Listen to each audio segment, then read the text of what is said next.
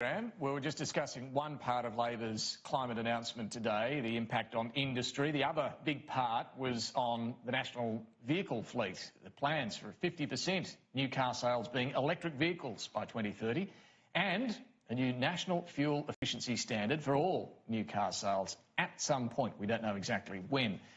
Michael Bradley is the head of the Australian Automobile Association, which includes members such as the NRMA, the RACV and RACQ. Thank you very much for joining me this afternoon, Michael. So, good to be here, two David. parts of this, electric vehicles and then the National Fuel Efficiency Standard. Let's start with electric vehicles. They want 50% by 2030 new car sales being electric. Sure. What do you think? Is that overly ambitious or is that about where we're heading anyway? I think it's a big number when you think that more than 1 million cars sold in Australia last year, only about 1,300 of them are electric.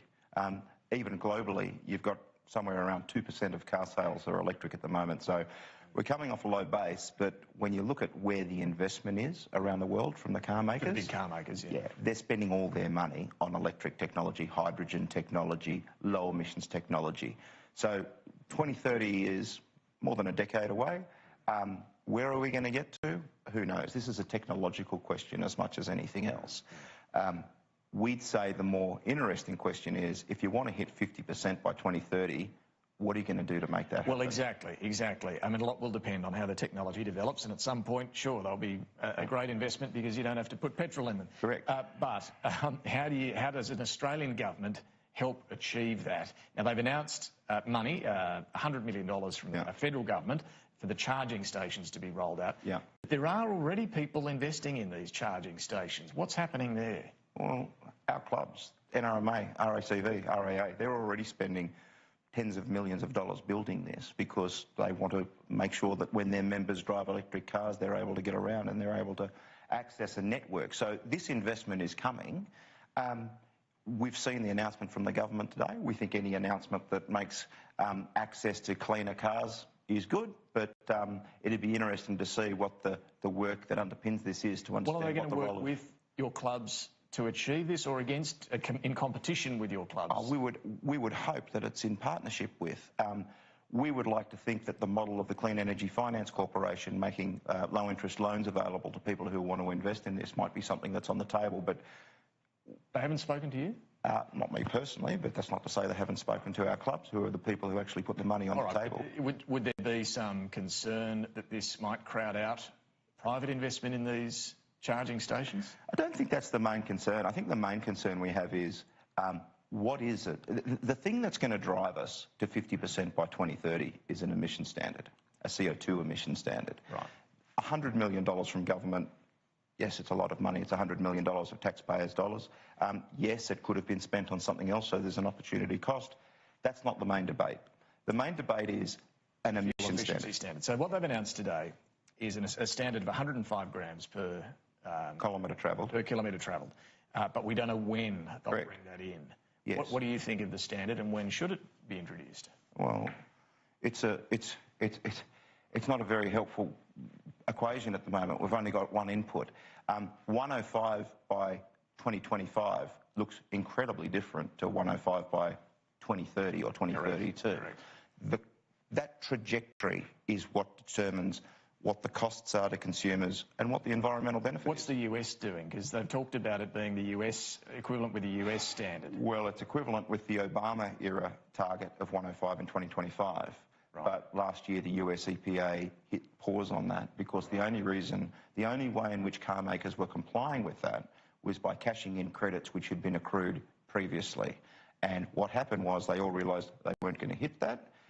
You also have a Trump administration which is more concerned with affordability concerns rather than environmental concerns. And how does it work in practice? I mean, if you roll up to the car dealer, you want to buy the Land Cruiser, and it's well above the emissions fuel efficiency target standard, you're allowed to buy it or you aren't? Or you have to pay an extra tax? Or a couple of ways of looking at this.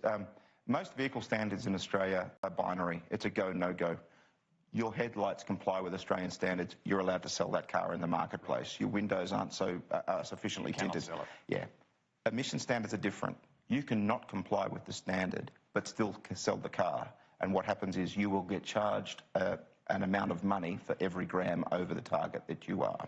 Right. So, you know, each car maker has to account for, in totality of its fleet, whether or not its fleet complies. Each dealer or each car maker? Well, this is the interesting thing. In every other country that I'm aware of where this is done, it would be Toyota. In your circumstance, I'm going to buy a Land Cruiser.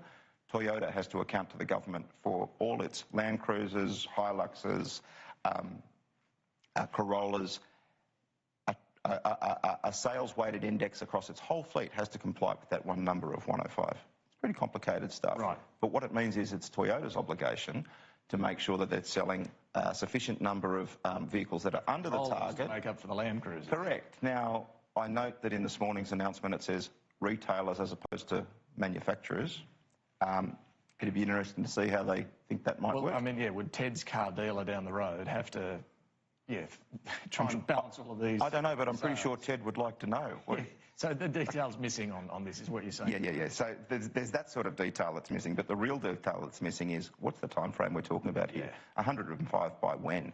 Because if you put in place a target which is significantly more ambitious than business as usual, what you're going to end up with is people selling cars into the marketplace which they know won't comply, and they'll pay the fine that goes with that because they know people want to buy their Land Cruiser. And what you end up with is you and me going to Ted's dealership, buying a car which has an inflated price to pay a fine or pay for technology which has been put in place to comply, but the environmental benefit is not there because they're not making the car cleaner. Do you think, I mean, Labor has kind of argued on some of this stuff today that it's better to work all this out in government with the departments, the machinery of government, to sit down with you and other industries and work on those. Do you buy that it's better to, or is it better to have all this information before we go and vote? Double-edged sword. It's something which both sides. I think the thing that's missing from this today is that implementing a CO2 standard in Australia is something that not just the coalition government of the last 4 or 5 years has been trying to work out. This is something the previous Labor administration tried and failed to put in as well. If this was easy, it would have been done a long time because ago. Australians love their cars. Well, it's even more complicated than that, David. The real sticking point here is, we drive different cars to the rest of the world. Hilux is our biggest selling car. Ranger is our second biggest car. In Europe, they don't drive those cars. They don't drive a Land Cruiser. But the real complicating factor is that Australia's fuel specs are different to what they are in other parts of the world.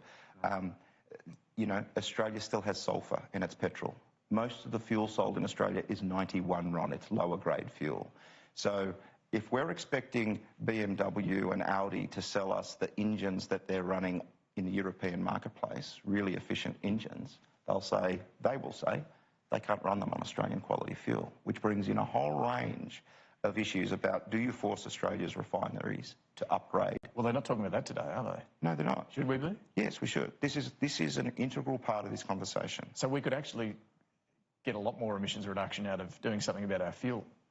Yeah, we could. But doing something about our fuel brings with it the risk of we've got a small number of refineries left. If we threaten the viability of Australia's refining sector and we become 100% fuel import market as opposed to 50, which we already are, that brings with it a whole swathe of national security fuel security issues. Absolutely. So it's complicated. Yeah, it's not easy. Sorry, I haven't got an easy answer for you today. Look, you have given me a lot and given our viewers a lot more information now about why this has been so complex and why it remains still very complex for a future Labor government should they win to try and nail. Michael Bradley, I definitely will talk to you again as we move down the path on this. We'll do this again. Thank you very much. Thanks, mate. See ya. This afternoon.